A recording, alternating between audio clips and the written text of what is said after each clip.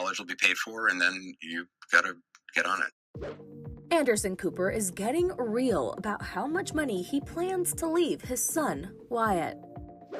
The 54-year-old news anchor and son of the late heiress Gloria Vanderbilt revealed on Saturday's episode of the Morning Meeting podcast that he won't leave his 17-month-old son an inheritance.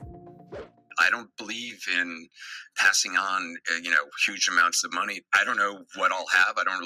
I'm not that interested in money, but I don't intend to have some sort of pot of gold for my son. I think I'll go with what my parents said, which is college will be paid for, and then you got to get on it.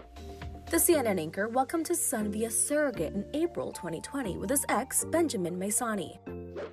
He seems to be following his late mother's lead when it comes to finances. She also said she was not leaving him an inheritance. The Emmy Award winner was on the podcast to talk about his new book, Vanderbilt, The Rise and Fall of an American Dynasty, which explores the history of his mother's famous family. During the episode, he talked about the negative effect money had on his family and the reason he didn't want to be tied to them growing up.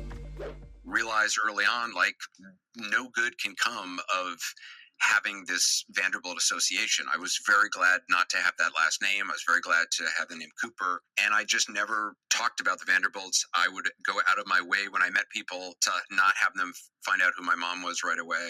Yeah, I really just felt like I wanted to walk into a room and have people judge me based on anything else other than this notion of what they think my life must be like, or what they think my bank account must have been like, because that money was not there, that what they were imagining. I mean, I used to read when I was a kid, or when the internet started, suddenly you would read online that my mom had $200 million and I was going to inherit all that. And none of that was true. And it was very interesting perspective to have people believe that about me and not say anything about it.